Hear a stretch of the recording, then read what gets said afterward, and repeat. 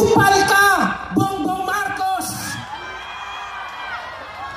Uulitin ko, kupal ka, Bongbong Marcos!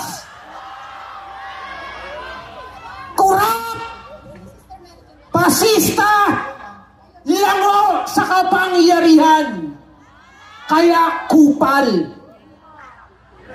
Nabalitaan niyo na po ba yung nangyari kahapon sa House of Representatives? Meron daw po na dagdag sahod across the board sa lahat ng mga manggagawa sa buong bansa na nagkakalaga ng 200 pesos. Nabalitaan niyo ba? Mga kababayan, yan po ay produkto na matagal na pagsasama-sama ng mga manggagawa at ordinaryong mamamayan para puwersahin ang Kongreso at ang gobyerno ni Bongbong Marcos na itaas ang sahod sa antas ng nakabubuhay.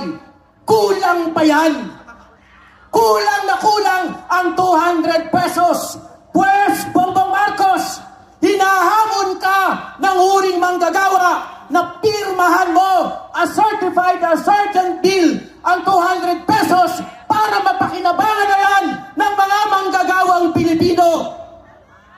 Uulitin namin, kulang yan.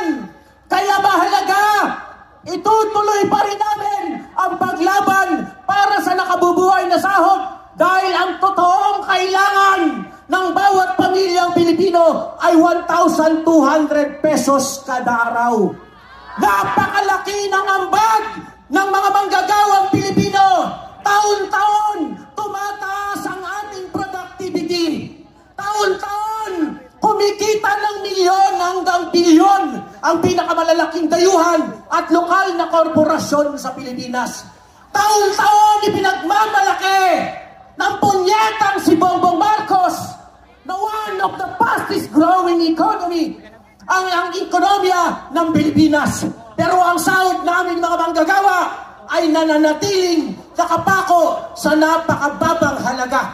At ang isang mukha ng mababang sahod dito sa Pilipinas ay ang mga manggagawa ng Nexperia na ngayon ay binabaratang kapitalista. Kaya mga kasama at mga kababayan, samahan natin ang mga manggagawa ng Nexperia Philippines sa kanilang papalapit na welga. Handa ba tayo? Kasamahan po natin sila. Kaya po, ang ating panawagan sa lahat ng mga manggagawang Pilipino, tuloy-tuloy na palakasin at pagkaisahin ang ating sanay at puwersahin natin ang gobyerno ni Bongbong na ipasa ang 1,200 pesos na darawang sahod ng mga manggagawang Pilipino. Ibasura ang lahat ng forma ng kontraktualisasyon. Palayain ang mga illegal na inaresto ng mga unionista.